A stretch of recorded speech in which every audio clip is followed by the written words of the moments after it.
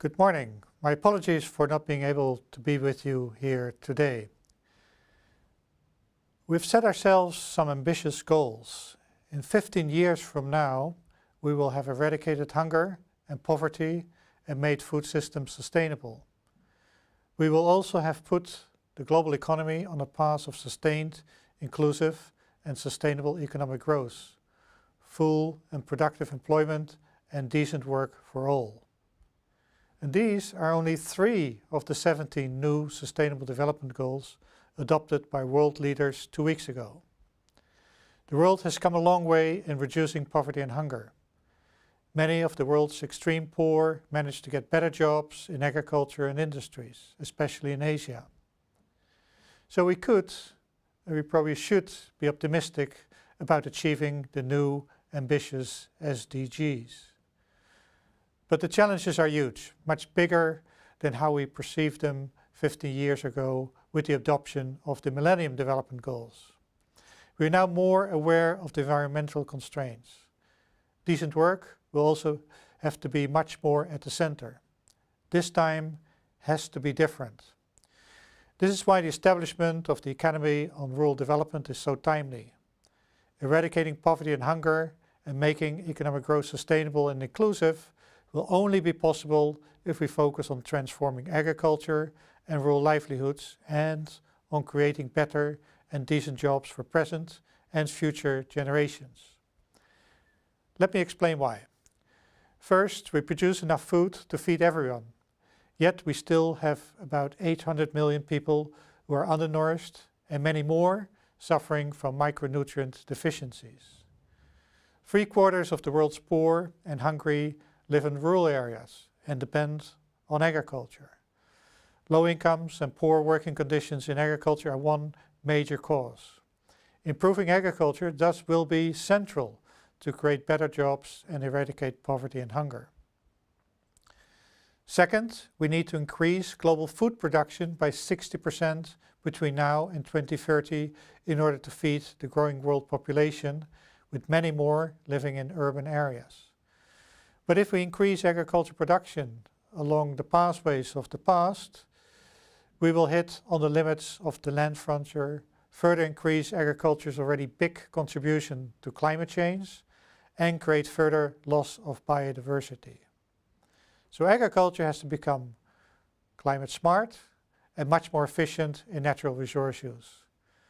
We have the technologies to make such changes, but who will be the drivers of the change?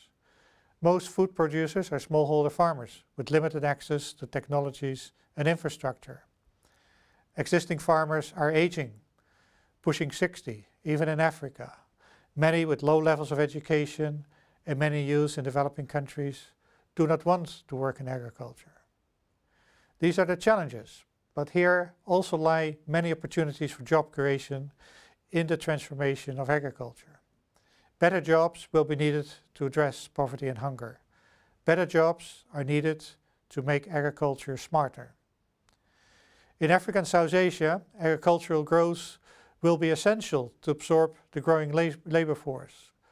Over the coming decades, in Africa alone, 11 million young people living in rural areas will enter the labor market every year. So even if food processing and other non-agriculture sectors would grow at more than 10% per year, they would not absorb more than 5 to 7 million new workers per year in the coming decade because of the low levels of production at the moment in non-agricultural sectors. So also to avoid fast rising youth unemployment and offload migratory pressures, much of job creation will need to come from agriculture.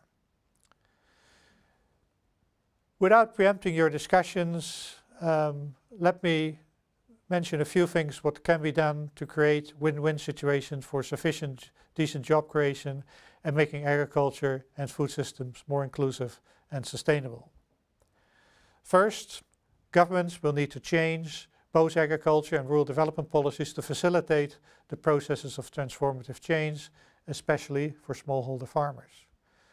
This will entail improving rural infrastructure, addressing land tenure problems, facilitating access to sustainable agriculture technologies and practices, as well as incentives promoting investments in agro-processing capacity. Education, including vocational training to prepare youth better as drivers of the future food systems, equally is where governments have to play a key role. Second, the private sector will have to do its bit. Smallholders can be catapulted by indicated support and by generating new and better jobs. Through producer organizations and cooperatives, they can overcome economies of scale and dynamize the process of change. This should also enable them to connect better with larger private sector players further up the value chain. Let me give an example from Zanzibar, where we as FAO promoted a private-public partnership model in which groups of younger producers from the archipelago were organized for organic farming and linked to upscale markets of the luxurious hotel and restaurant industry. Or like in the case of the Better Cotton Initiative, engaging Levi-Strauss, Tommy Hilfiger and other businesses, where FAO is supporting governments and private agents in introducing sustainable intensification of African cotton production in several countries where members of the Better Cotton Initiative buy their raw produce, giving them better incomes and better and greener jobs. In doing so, they are already complying with the principles for responsible investment in agriculture and food systems as adopted by the World Committee on Food Security. This is the way to go. But nothing will be easy as they involve transformative changes. But if we don't, we will not be able to create enough decent jobs for present and future generations. It will require concerted efforts also between international organizations. This is why I welcome this collaboration between FAO and the ILO through the Academy for Rural Development. I have no doubt that the Academy will prove to be useful for your work and for the work we need to do together. I wish you an enriching learning journey, a journey leading to the solutions for a better future the world leaders are asking us to come up with. Thank you and have a very good learning journey.